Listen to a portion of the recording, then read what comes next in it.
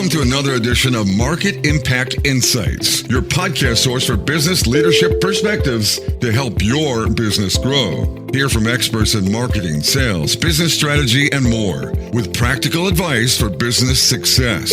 Make sure you won't miss the latest episodes by visiting marketimpactnow.com. Now, here's your host, Dan Albaum.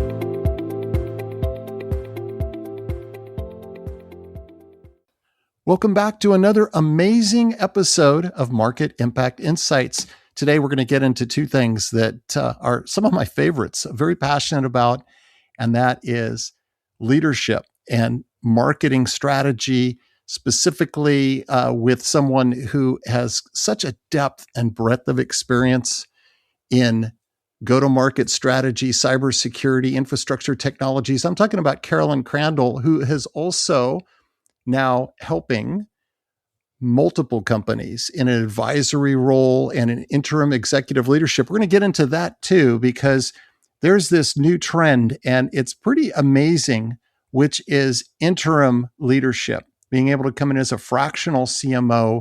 What are the dynamics there and the kind of impacts that we're seeing so positively across so many different organizations? You know, Carolyn has experience with many, many global companies, Ativo Networks, Cisco. We were both alumni from there, Juniper Networks, Nimble storage, 30 years of experience. We're going to rely on that to really shed a light on all of the impact that's being made in the area of marketing and cybersecurity. Carolyn, welcome to Market Impact Insights. Thank you. And wow, I just hope I live up to all of that. That sounds pretty good. Yeah. So I know so much of your career has been in and around different technologies. And when you think about that trajectory and that journey, what sparked your passion to go in that direction? Yeah. So what are we most likely to do is the thing that people tell us we can't do.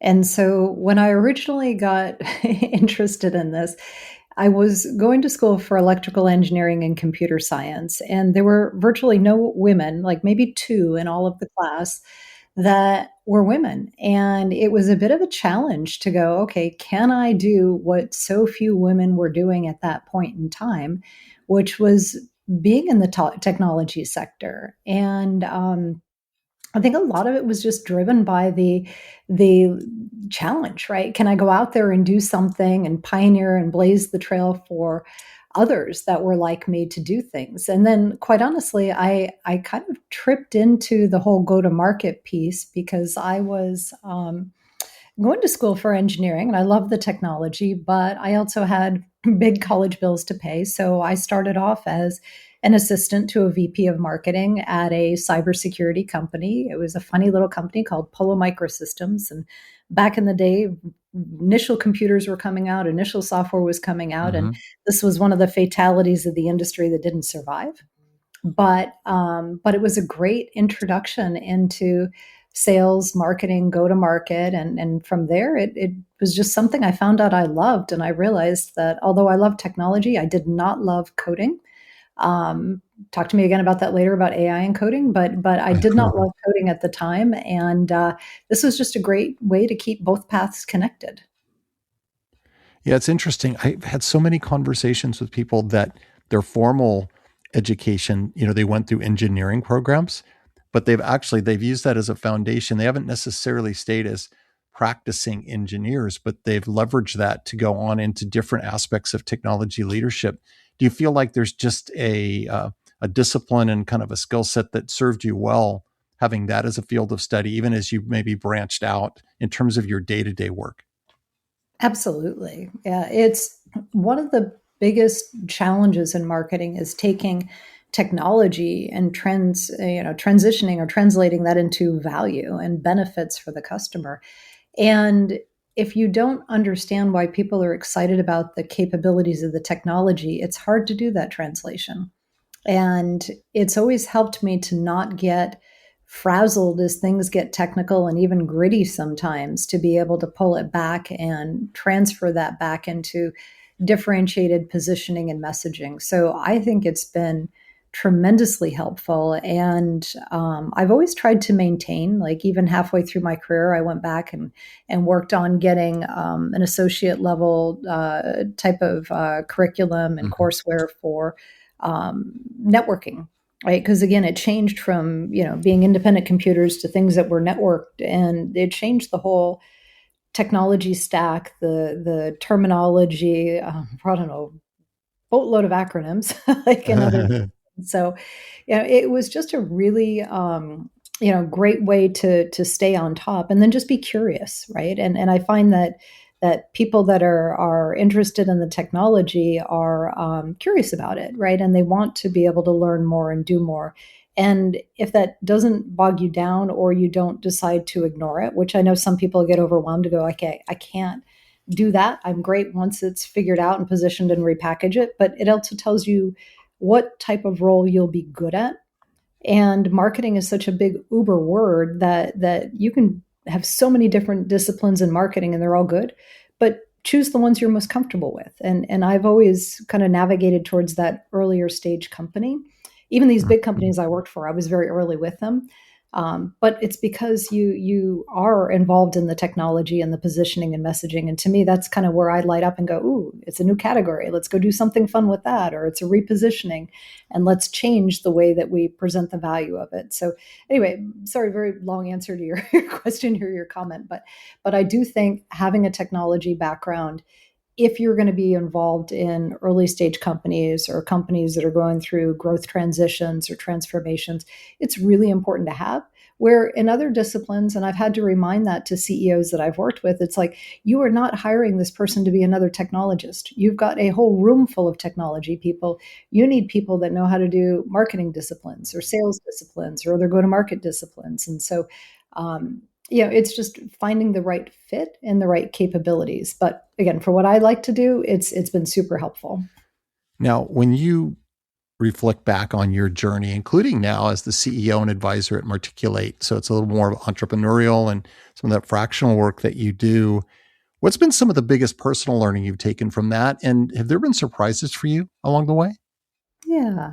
Yeah. I mean, I think it goes back to being you're where you need to be when you need to be there. And what do I mean by that? It's, we all have things that happen in our life that we never planned for, we didn't expect. You're doing a great job, and then all of a sudden you get laid off, right? And your world shakes and everything has changed, and it impacts you like very emotionally and mentally, and even sometimes lifestyle wise, right? If you're living paycheck to paycheck. Yeah. And so, I think most of us have gone through our ups and downs in our careers where something is going great, and all of a sudden the CEO changes out, or your manager changes out, or the company direction changes out, or the company just fails, like, and closes its doors. And you go through all of those things, and you have to figure out how you pick yourself back up, and find that right balance. And I went through periods of my own career after going through some of those transitions where I went like kind of crazy. I got to get my next job. Like, it's being working and providing back, and the things that I do is such a big part of me that without that, I got really lost, and I probably overdid it a bit in the job search and what I was doing, and over preparing for everything. But in the end, my lesson learned, and what I would go back to, is you have to have a balance. Like, take advantage of the time that you have if you're in between or transitioning, to learn new things, to think about what you may want to be doing. Enjoy life. It's funny. My husband worked for almost 25 years at Cisco, and instead of getting the gold watch, he got the pink slip. And he took about a year off, and then he gets a call, and it's from somebody he used to work with, and they're like, "Hey, I'm retiring. You want my job?" And he could have spent that whole time just looking for work, very aggressively, and not enjoying life. But he had a wonderful sabbatical year, and ended up being where he needed to be, available for this other job. And then he started working again. And so my message behind that, and what I tried to remember myself as I went through some of the transitions, is, hey, enjoy the time in between, right? And learn, study. I mean, there's so much with AI to learn and dig into, and that is the wave of the future. Is learn a new skill, make yourself relevant, but don't overdo it. Like flooding the world with 1,000 resumes to people that don't know you or have a perspective is a waste of time. So be thoughtful and mindful about what you do, and enjoy life, enjoy the moment. You're where you need to be, and it'll change. Even if it's ugly, it'll change. But remember to live. Yeah, I love that perspective. And what was going through my mind as you were talking there is it's like, take a deep breath. Like, how often are we just like literally just not even taking the time to take a step back and give ourselves some grace? We're in this mode of this thing happened to me. Maybe it was unexpected. I feel the pressure, and there's almost panic that sets in of activity means productivity. And so I need to be pushing all these apps out. And we never stop to kind of do any sort of self-reflection or take a deep breath. And then it's just one big road to burnout more than anything else. Yeah, burnout and just not feeling whole about yourself. And if anything, our children of today can teach us is be more in tune to yourself and have a cause and have a purpose, and not just work blindly as we did as a little bit older generation, to just work, right? That's what we were taught and learned. Work, and don't get me wrong, like those of us that are in our probably 40s, 50s, 60s, we've had a tremendous ride of, being able to financially, make our way, right? Make good money off the stock market, get in on the housing market. I mean, we've had this tremendous opportunity, and it's different for this generation that's growing up now. And we need to remember that, and both sides kind of modify and adjust to make this world a better place to live in. And I sound a little like a little pontificating there, but it's we've got one life to live, right? And let's make sure to enjoy it. Absolutely. And you've got all this deep experience in the cybersecurity space. Carolyn, right now, what are some of the biggest challenges you see that cybersecurity providers are facing right now, companies are facing when it comes to just securing their assets beyond anything else? Yeah, I mean, and I touched on a little bit before that AI has changed our world. It is only going to become more and more a part of our lives, and we have to figure out how, both from a technology provider, we incorporate it into the things that we make and sell, or even if you're an agency, what you provide. Those that are not using AI will likely get replaced by those that know how to use AI. I'll even say I looked at 200 resumes for a job that I hired recently. Only 2 people had AI forward experience, and they were the only 2 I talked to. Right. So you've got to figure out how to embrace it and to build upon it. So it is a big challenge that, in a world where there are so many vendors in cybersecurity trying to solve various problems, and there's lots of various problems to solve, and there's a lot of either choose a platform or kind of duct tape and band-aid it together and build your own stack. And you know you've got to figure out how you have differentiation and value and relevance in all of that. And one of the things that I love about AI the most is that if you use it the right way, you can automate research and analysis that would take so much effort to do before, and it's at your fingertips. And so your ability to be very precise and surgical in who you're targeting, whether it's working or not working, and then what type of content, you can recreate and repackage content to make it much more personalized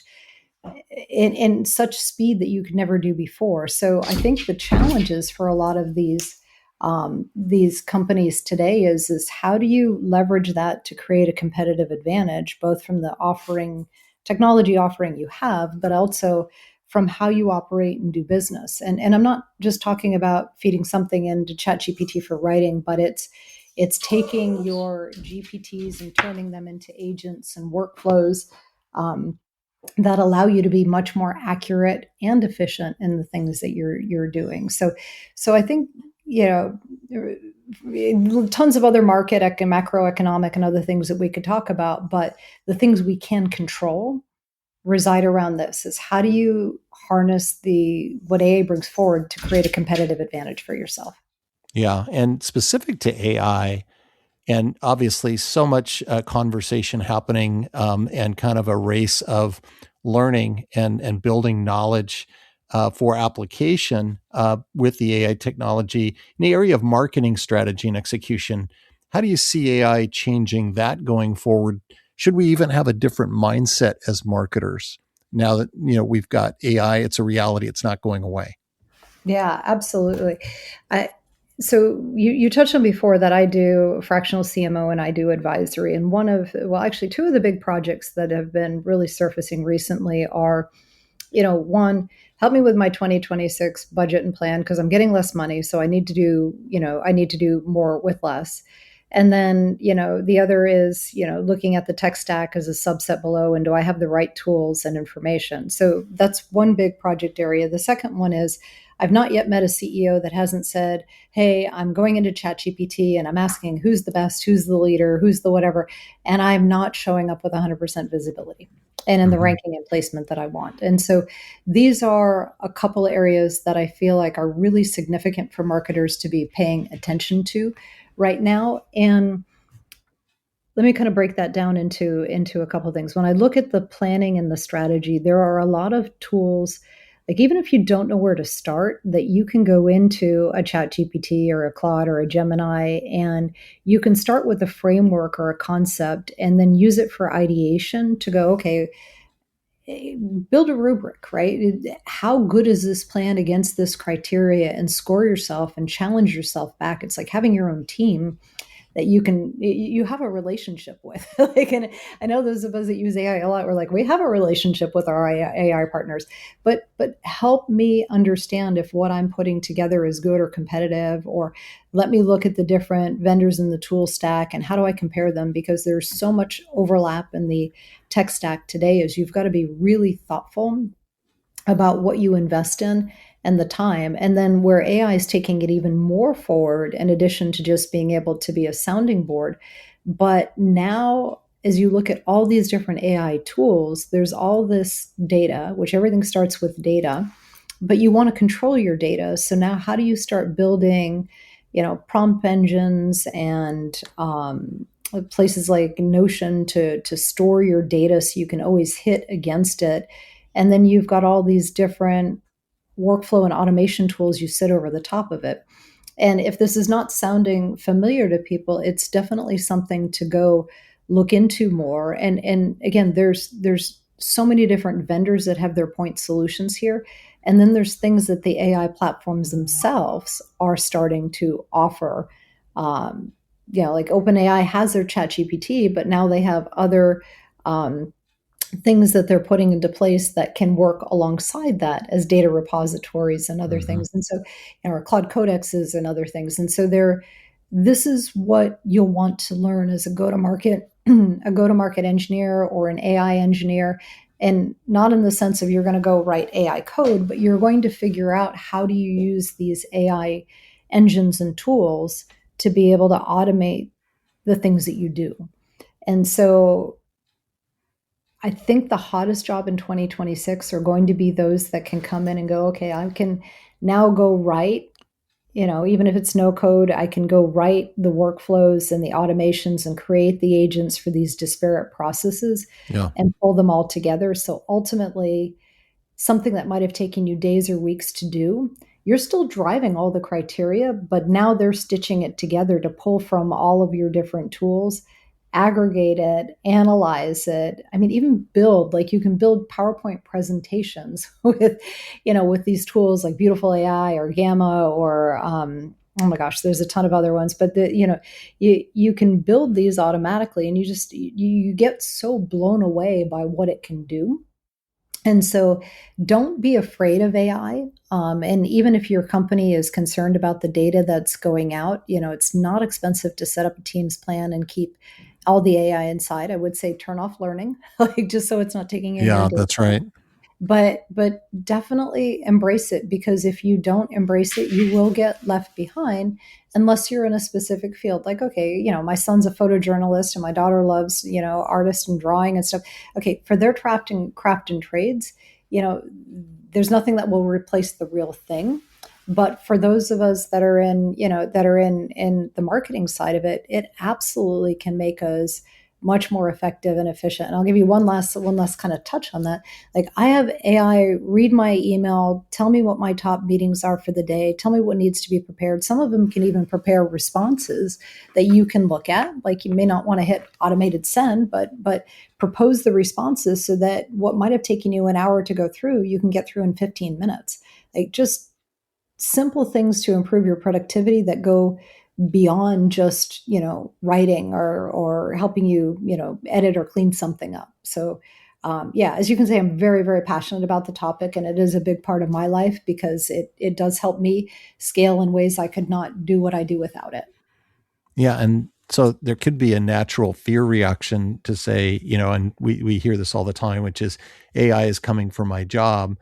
But the reality, and certainly the relevant experience that you have, is that no, it's not necessarily removing the need for human intelligence and perspective, but it's use it wisely as a way to drive up productivity and really enhance the human capabilities. And so it's not an either or. No, it's not. And you still need the human in the loop. I mean, you still do, because it doesn't know. And even then, if you like, one thing I love to do with AI is always challenge me back with a couple questions, because it's making its best guess at what they think the right answer is. But there's all these things that you can still try to bring in tone and style and other things. But in the end, you still are making the choice, because you can't replace all of your own human personal experience and conversations that it's never seen or been a part of. And so, no, I don't think AI is going to replace all the jobs. I think it's going to make us much stronger. But if you're in a job that is very easily, repeatable with AI or could be replaced, then you need to figure out how to be the operator of AI. And like I said, the AI engineer or is one for the developer side of it. Like, I think that's going to be a heck of a hot job. Like, they used to have like growth marketers. Whether you call this part of a growth marketer or take your MOPS job and turn it into this AI engineer, this is going to be a very, very hot job. But even when they do create it, there's still going to be the aspect of the operator, right? And who's going to operate this thing and tell it to do the things I need it to do. And even if you set something up to be perfect mode, they change the models. And so they're going to break them, right? So you always are going to need somebody there to put it back on the track when it falls off the track, because it will. Like, Yeah. 5.2, which they just pushed out on ChatGPT. I'm like, oh, come on. Like, I got you so well trained, and now you're back to your old habits. So I got to go retrain you again. Yeah. M dashes into things or other silly things like that. But yeah, it's far from being perfect. You can do things like try to give it your profile and your training and tell it some things to not do, and definitely tell it not to infer. Like, I catch it making up stuff all the time. I'm like, nope, don't infer. If it's not in my core data, don't add it. But you need that human to do it, because otherwise it doesn't know any better. It's trying to be helpful, but it doesn't know where its limits are. So obviously the other big shift for you is moving into these fractional CMO roles, advisory roles. What have you found to be the benefits and positive impact of taking a more fractional approach versus a traditional FTE approach to those senior leadership roles? Yeah.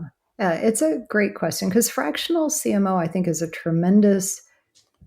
it's a tremendous opportunity for a lot of CEOs that either can't afford, like they're in challenging markets and they need a lot of expertise, but they can't necessarily afford a very seasoned CMO. And so having a fractional CMO come in either part-time or an interim basis can really help get their company focused on what they need to do. And I just feel like the fit is really there, because a lot of times they hire what they can afford. and they just don't get the right advice and guidance to navigate through the waters they have to get through. So from a CEO perspective, I know it's sometimes fearful going, oh gosh, this person's not full-time. Are they going to be able to do everything I need? But what I've been able to see is that you can hire the fractional CMO, and any money that you would have potentially put into paying for a full-time one, you can hire a second operator, like a person that can actually then do the execution on the programs. And that combination works really well. So big benefit there for the companies. Now, for the individual, it's not for everyone because you've got to go in for a very quick win. When you come in, if you're not providing value in week one, the CEO is going to have, or the board member that brought you in is going to go, okay, what did you do? Are you making an impact? So you don't have your 90-day ramp plan that you might have with a traditional full-time CMO. You're expected week one to be looking in and immediately finding opportunities to optimize. And so you've got to have a pretty strong level of experience and methodology to be able to look for those things quickly and come back with proposals. Now, the execution can take longer to get done, but you have to be able to start looking for immediate quick wins to work off of. And so if your personality is not ready for dynamic, lots of change, you like more consistent, predictable, this may be hard for you, right? And it may mean the fractional is not a good thing.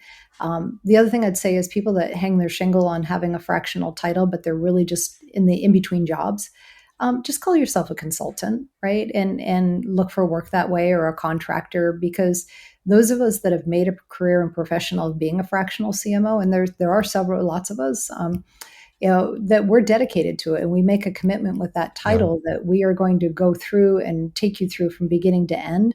And we're not going to leave you anywhere in between, because if you get a reputation for fractionals that we may leave you hanging, it's going to hurt the trade. So I'd say, if you're interested in it, make a commitment to it, but think about if it's the right thing. You got to show value fast. You've got to move quickly. You've got to be adaptable. You've got to learn to acclimate into the culture of the company, because when you get hired, you think a lot about that culture aspect. And am I a right long-term fit? Do I want to spend the rest of my life here? Right? My at least the short-term career life. Or with a fractional, you always want to make sure there's good synergy with the people and you like them, but you're there to get the job done.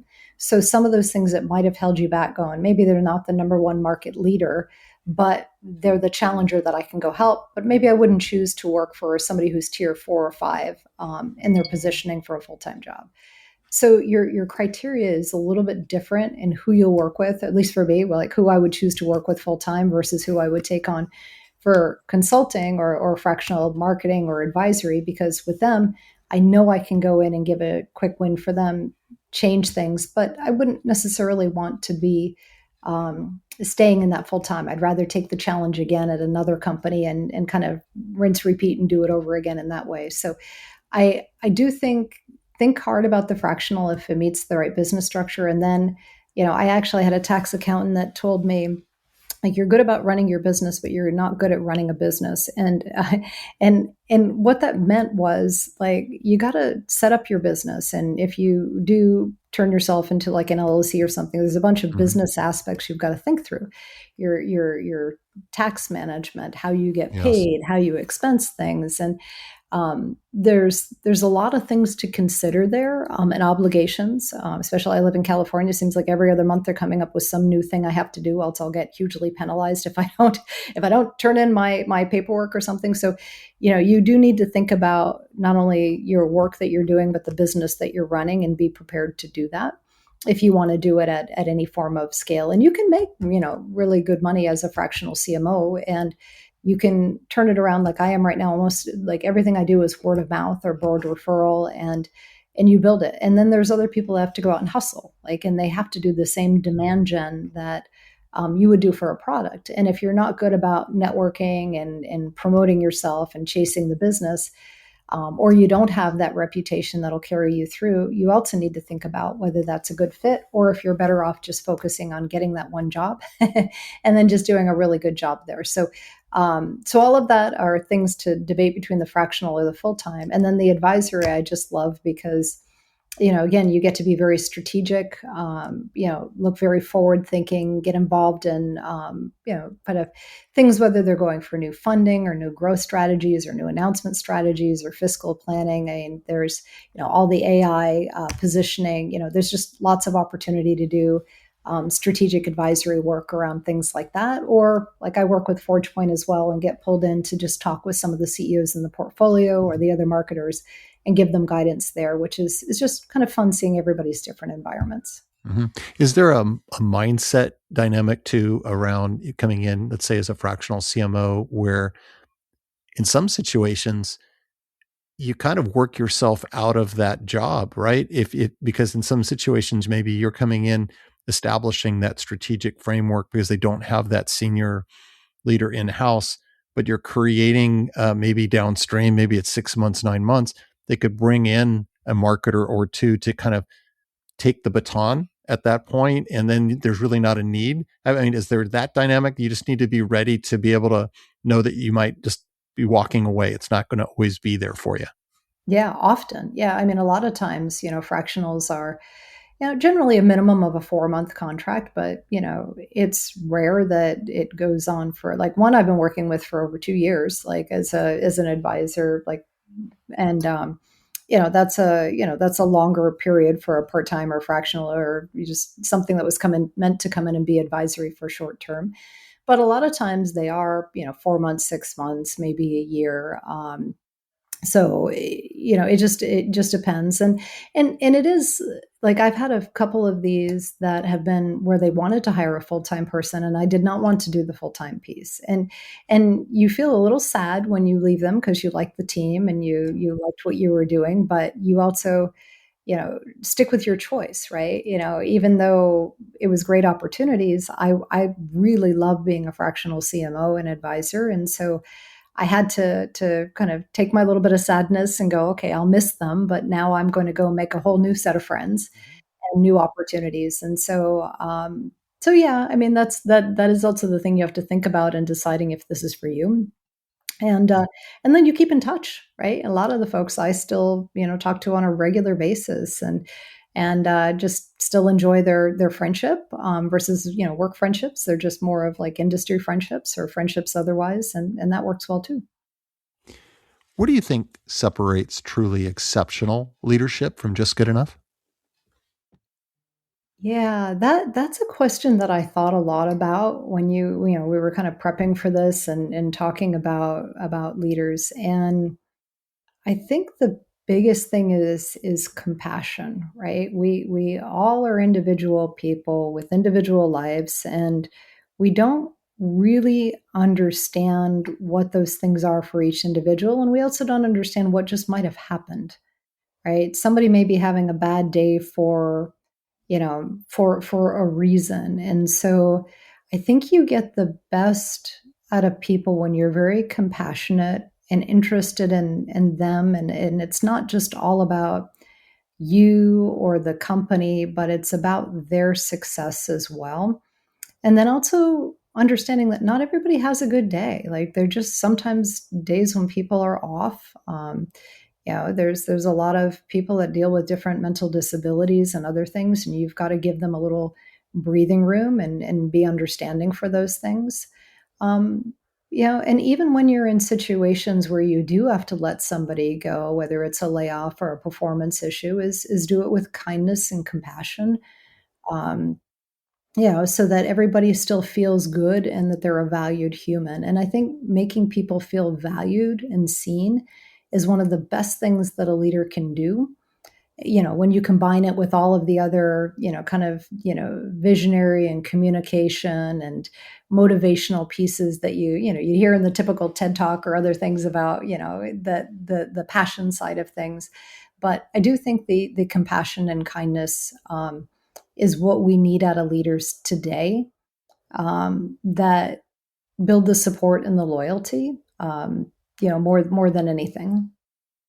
I'm so glad to hear you call those out because, sometimes things like compassion and kindness are confused with, quote, weak management leadership and the confusion of, oh, well, that means you're not holding people accountable. No, that actually is not true.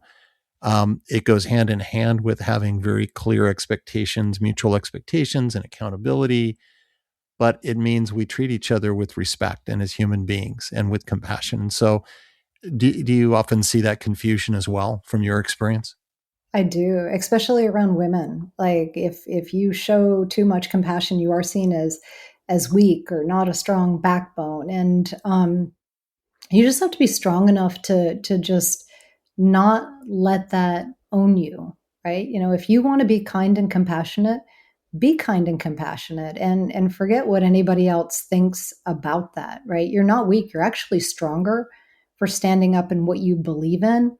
And I do believe what goes around comes around. If you treat people the way that you want to be treated, they'll remember that, right? And there was a thing that somebody had said to me very early on in the days at Cisco, and they were kind enough to give some of the leadership team, coaches to work with. And I know it wasn't her quote, but and I wish I could remember whose quote it was, but she said, people won't remember what you said or did, but they will remember how you made them feel. Yes. And I can tell you to these days, it is so true. There are people that I don't have great memories or fondness for. And I don't remember what they said or exactly what they did, but I just remember I felt wronged, and demoralized from what they did. And so people will remember that. And that's a good 30 years ago, or at least 25. And you remember those things. So I do think it matters. And I do think that men can get away with a little bit more of not being, because it's like, they're just guys, but that's not really an excuse you should accept for yourself, whether you're male or whether you're female. It's like, be a good person and do the right thing and treat people the way that you would want to be treated. And even if you take a little heat for it, don't let it deter you, right? In the end, you can sleep well at night, and you can know the next time you meet that person down the road that even if it was, a layoff or an undesirable experience, it'll still be good. And I had a gal I had actually laid off like at Cisco a gazillion years ago, as I mentioned, that she came back to me later and she's like, I think you nearly cried more than I did when you laid me off. Like, because Yeah. I really liked her and I didn't want to let her go. And we just Right. had a situation where we had to cut. So, and she was kind of one of the last ones in. So, it just worked out that way. But that, despite the sadness of the story, it was still a great one and she went on and had a wonderful career. She's like, yeah, it hurt, but I ended up getting another job. And she was at this company for a very long time afterwards. So she was where she ended up needing to be. Right. Mhm. And so you just keep those things in mind. What is the best piece of business advice you've ever received? Yeah, and it's changed, whether I was looking at it from an employee standpoint or from a business and operations standpoint. Um, I think that for running my own business as a fractional CMO, the comment I made before about you know your business, but you don't know how to run your business is a very valid one, and that pulling in expertise. When you don't have it, and making sure that you financially set up and structure your company the right way. And that can play out to early stage startups as well, like those that are thoughtful and set up like QSBS for the tax savings. If your company gets acquired and sold off, like just knowing what your options are, to be able to make sure you don't lose or waste money or get fined, or if there's tax management strategies or other things. I want to say avoidance, but I'll say management like Mhm. strategies that make sure you understand how to run your business in an optimal way. And making sure you don't rotate on tools, because again, there's lots of tools you can invest in, and maybe you don't need all of them, or if you're just a simple business. So that would be one from the business side. And then from as an employee side of things, go out of your comfort zone, right? Every time I took a new job, it scared me from a little to a lot. When I went over to Seagate, I had been mostly a channel marketing person in the past, and had never really run a marketing department. But the group for the area VP that I was hired into was a very channel heavy practice, and so they loved my background, they loved my ideas, they loved what I wanted to do around some of the product portfolio expansion, which I'd seen a lot of at Cisco, and how do you keep building out and things like that. So I get the call and I get the job, and I went, oh my God, I got the job. I'm scared to death now. I've never run a full marketing department with AR and PR. Uh-huh. And so what I did around that was like, I let myself challenge myself into a job that was growth I'd learn a lot from. I accepted the job. I made sure to surround myself with people that were experts and listen to them, right? Because they know what they're talking about. So spending more time, two ears, one mouth, like Uh-huh. listening to them to hear and to learn and then to grow into my own. So don't be afraid to take the scary job. And again, it's a little bit of a male versus female, but not 100%. But a lot of times women will want to check 10 out of 10 of the boxes of the requirements, where I think men generally be a little bit more, let's say, I can do 7 of them. I'm good enough. I'll figure the rest out. So have that confidence in yourself, and make sure to go for things that scare you a little bit, and don't be afraid to fail fast, right? And admit Uh-huh. your mistakes. Don't try to cover them up. Just like, hey, I tried this, it didn't work, and never fail alone, right? If you're going to go down, ask for help, like, and take someone with you, because generally when you've got people in the boat with you, you all gave it the most effort you possibly could, and people appreciate that. So yeah, like I said, I would never be where I am today if I didn't keep taking jobs that scared me, sometimes a little to a lot. That's one of the big benefits, I think, of a consultant fractional type of practice is it can create opportunities for that kind of stretch. You can leverage kind of a foundation of experience and competencies, but sometimes the unique needs of a prospective client might enable you to be able to do a little bit of stretch beyond even what has maybe been your professional comfort zone. And I know I've experienced that myself. And isn't it wonderful when you go through the experience? Maybe it's a little daunting in the beginning, but then you get through it, you get positive feedback, you've grown, the client's benefited, and then it's a true win-win. Absolutely. Yeah. And then you can also say, because I've run into this too before when I had interviewed, and somebody would say, you don't have experience selling this. It's like, well, okay, but let me show you my career transition from computing to networking to software to SaaS to cloud to, and you start to go into all of these different fields of things going, okay, I feel confident that given how I've been able to learn all these different technologies and markets, and everything from large to small and different maturities of companies, that I have no concern about being able to adapt and adjust. But also my diversity is a strength, right? It lets me see things differently. Like, and you get the same thing with size. Well, you've only worked at big companies. You don't know how to work at small, right? And then being able to be, prepared to talk about, some of those things. But yeah, it's yeah. Sorry, rambling on. It's all good. When you think about the future, Carolyn, what makes you optimistic? What makes me optimistic about the future? I obviously very passionate about what AI is bringing forward and how that is going to change the way we work, the way we live, our experiences. And it's not all just work. I mean, I plan vacations using ChatGPT. I look for the best airline fares using ChatGPT. I look for just the ease and convenience of being able to find unlimited amounts of information and organize and correlate them to just help us get the best things in life. So I'm obviously very passionate about that. I live in the world of cybersecurity too, so I'm very passionate about the opportunity that's out there for cybersecurity. I do think there's going to be consolidation. I do think it's going to be tough because cybersecurity budgets are not growing like they used to be. But the tools, conversely, with AI that the attackers are getting, I think we're going to see some crazy attacks like we've never Wow. seen before. And it's going to cause a shakeup and a disruption, because I think that's one of the hardest things with buying new things is just not doing anything. Like, let's just keep doing what we've been doing before, and it's good enough.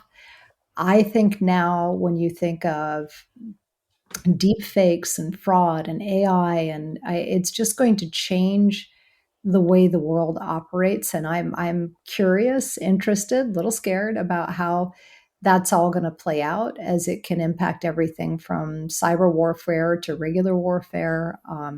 So I'm really curious and interested how the world is going to shift and change, and then also how we use it for good. Right? If we can get a lot smarter about really knowing what kind of climate changes are happening, or anticipate floods or storms or other things that could better prepare us and be a safer place. So I think we're at a crossing point in the next couple of years where we're going to see technology that can be used for a lot of good as well. And do you have any other final advice for leaders that are looking to create more positive impact and elevate the performance of their teams? Yeah.